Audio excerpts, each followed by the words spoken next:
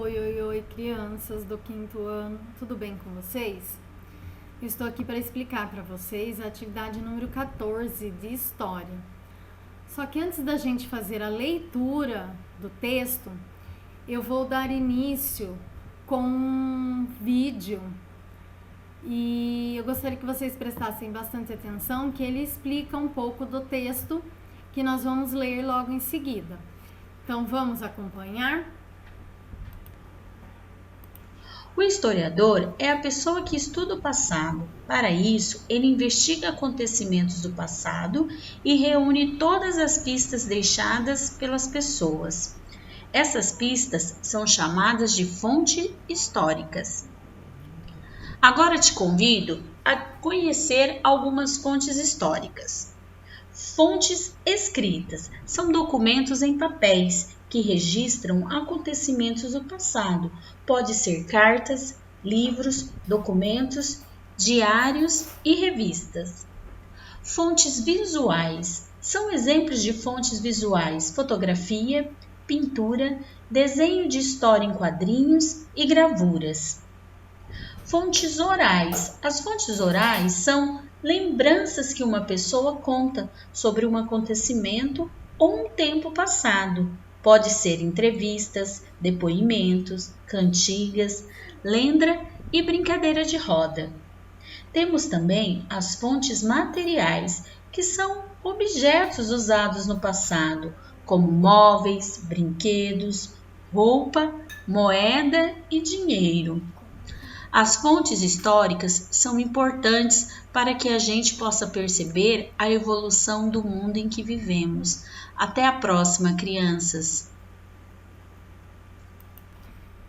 Então agora nós vamos fazer a leitura do texto para que a gente possa estar respondendo as questões. Acompanhem comigo.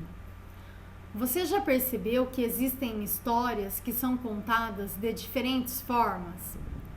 Quase sempre há diferentes versões para um fato que foi visto por diversas pessoas.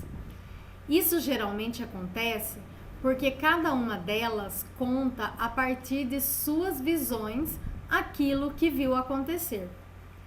É por isso que a figura do historiador é tão importante, pois ele é capaz de reunir todas as informações possíveis de um mesmo fato para descobrir o que realmente ocorreu. O trabalho de um historiador é parecido com o de um investigador, que precisa reunir as pistas para entender os acontecimentos. Por isso, eles buscam reconstruir os fatos com a ajuda dos registros, chamados fontes históricas, deixados pelas pessoas.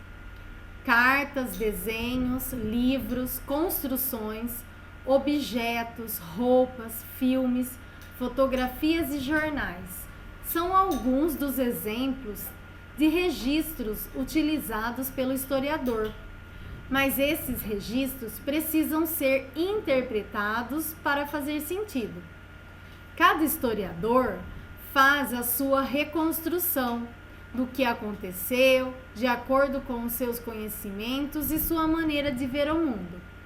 Por isso, os mesmos acontecimentos estudados por diferentes historiadores podem ter conclusões diferentes. Agora responda: você sabe o que são fontes históricas? Tanto no texto quanto no vídeo, vocês vão conseguir identificar a resposta dessa pergunta. Então, se não conseguir achar no texto, vocês podem estar voltando esse vídeo e assistindo novamente no início, que lá fala o que são fontes históricas. As fontes históricas podem ser encontradas em diferentes formas, entre elas escritas, que são as cartas, os testamentos, obras de literatura, diários, registros de nascimento, textos de jornais. Tem também as fontes visuais, que são pinturas, gravuras, charges, desenhos, fotografias. E temos as fontes orais, que são os depoimentos, histórias transmitidas de geração em geração. Agora vocês vão observar as duas figuras abaixo, analisando as roupas, os instrumentos e as relações entre os participantes desses jogos. Nós podemos descobrir alguma coisa sobre o modo de vida das pessoas que viveram em cada uma destas épocas. Escreva o que você observa nessas duas imagens. Então, nós temos a imagem 1, que são nobres egípcios jogando uma forma primitiva de xadrez. E nós temos, na figura 2, os meninos jogando xadrez. Vocês vão escrever nessas linhas do próprio roteiro o que vocês conseguiram observar nestas duas imagens, certo? Como era o modo de vida dessas pessoas que viveram em cada uma dessas épocas, certo? E para continuar falando sobre as fontes históricas, nós já vamos fazer a atividade número 15. Então, vamos acompanhando comigo. Na atividade anterior, vimos que as fontes históricas podem ser encontradas em diferentes formas. Costumamos dividi-las em duas categorias: as fontes materiais e as fontes imateriais. Para compreender um pouco mais, vamos fazer a leitura do texto abaixo. Fontes históricas. Considera-se fonte histórica tudo que permite reconstituir os acontecimentos e formas de vida do passado. As fontes podem ser materiais e imateriais. As primeiras são os vestígios de civilização material, que seriam os monumentos, utensílios, vestígios arqueológicos, assim como os documentos de diversas espécies. As fontes imateriais são os vestígios que sobrevivem na sociedade e que são detectáveis em suas tradições, como os costumes, as lendas, ritos e folclores. Aqueles que são transmitidos de geração em geração. E geralmente eles são orais. Por isso que nós dizemos que são o quê? Fontes imateriais.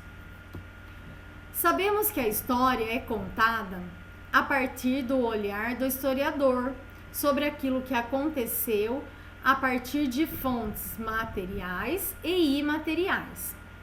Isso significa dizer, por exemplo, que só sabemos o que aconteceu há centenas de anos atrás porque há registros físicos, como as pinturas rupestres, que retratavam cenas da época e que foram pesquisadas por historiadores. Agora vocês vão marcar nas imagens que tipo de fonte corresponde e vão usar a legenda M para fonte material e I para fonte imaterial. O texto que nós fizemos a leitura anterior e também o vídeo que eu passei no início já ajudam a gente identificar o que são essas fontes materiais e imateriais. Por exemplo, a figura de número 1 é uma roda de capoeira. A figura 2, ela é um quadro, o Grito do Ipiranga.